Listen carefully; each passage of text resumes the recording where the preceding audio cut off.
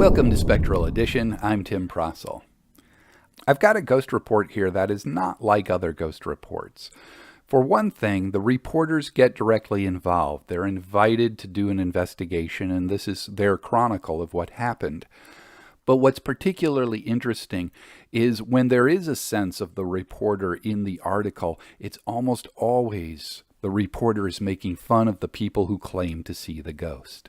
But not this time. This is something very different. The article appeared in the Weekly Messenger from St. Martinville, Louisiana on July 21st of 1888. The headline is simply, Haunted.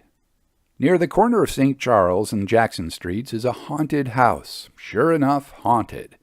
It is a fine residence sitting back in the yard, which is richly and tastefully laid out with flowers.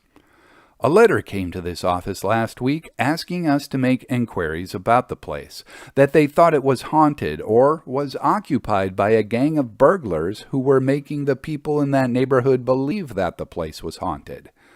We went up there last Sunday to investigate it and found the writer, Mr. Lowenberg, pretty correct in what he stated in his letter to us. Arriving there at 10 p.m., we posted ourselves in different places and commenced our watch on the building. It was fully 4 hours before we saw anything. A light appeared in the backyard and commenced to advance toward the front. We could see the light, but could not see anyone carrying it. It suddenly went out. Half an hour after that, a white object appeared on the gallery.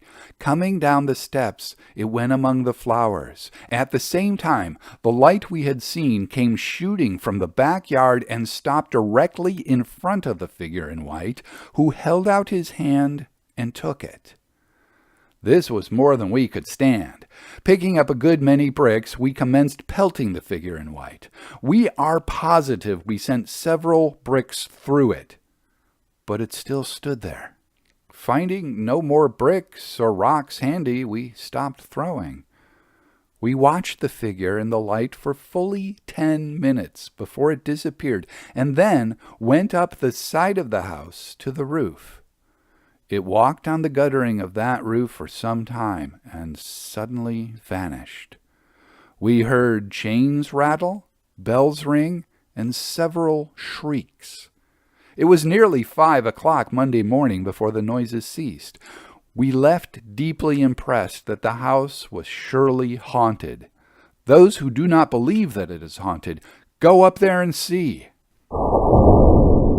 I'm Tim Prossel, and I've collected over 300 of these ghost reports, all of them printed in actual U.S. newspapers between 1865, the end of the American Civil War, and 1917, when the U.S. entered World War I.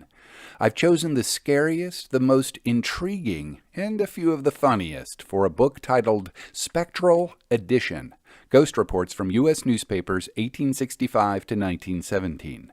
It's at Amazon in paperback and Kindle, and you can find it at other online bookstores too. For more information, visit brombonesbooks.com.